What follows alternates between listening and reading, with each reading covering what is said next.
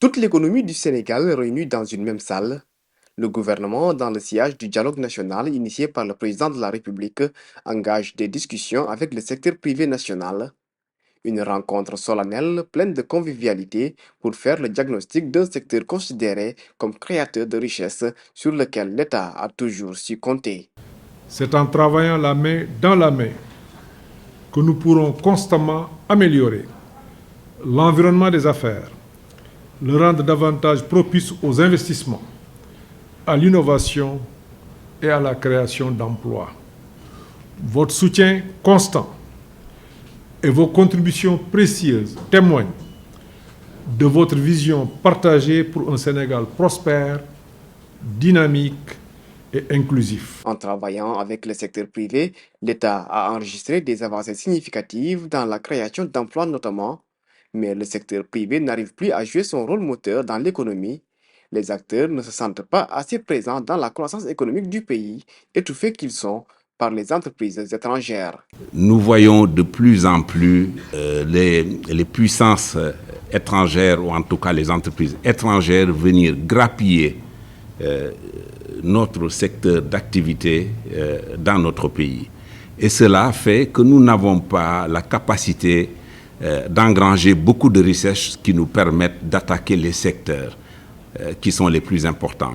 C'est dire que si nous, le poumon de l'économie, nous n'arrivons pas effectivement à créer suffisamment de richesses, il deviendra de plus en plus difficile pour l'État de créer des emplois et d'engranger des richesses qui permettent un développement du pays. Il est important pour le secteur privé que les acteurs de l'administration, d'une façon générale, qu'ils soient à l'écoute du secteur privé, qu'ils soient accessibles et qu'ils diligentent les problématiques que le secteur privé les soumet. Le patronat exprime ainsi le besoin d'une relation de confiance avec l'administration. L'acteur économique sénégalais ne peut pas créer de richesse présentement. Il y a tellement de dysfonctionnements, à commencer par l'administration, qui font qu'aujourd'hui, que je suis dans l'impossibilité, comme la plupart des membres qui composent notre organisation patronale, à vous accompagner vers l'émergence tant souhaitée. Mais le principal goulot d'étranglement reste les pressions fiscales. Mais là encore, le gouvernement se veut rassurant quant aux nouvelles dispositions prises pour 2024. Si le taux de pression fiscale en 2023 a été de 18,3%, normalement en 2024, l'objectif était d'atteindre les 20%. Mais nous l'avons limité à 19,4%.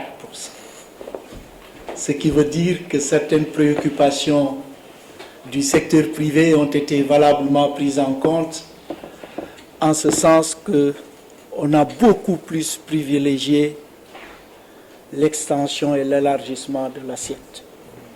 Et que pour 2024, en termes de mesures, quasiment, qu'à part la TVA sur les prestations de services numériques, il n'y a pas une nouvelle taxation. Plusieurs recommandations ont sanctionné la rencontre, des réunions périodiques déjà avec le Premier ministre pour échanger sur les questions ponctuelles.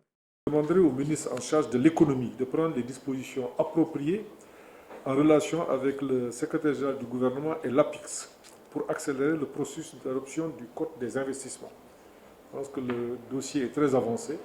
Maintenant, il faut qu'on le finalise, que la dernière version soit partagée avec le secteur privé et qu'on le soumette au gouvernement pour son adoption en Conseil des ministres. Cette rencontre intervient dans un contexte marqué par la crise politique née du report de la présidentielle, des moments difficiles lors desquels l'État veut mobiliser tous ses partenaires socio-économiques pour faire face à cette période cruciale de l'histoire du pays.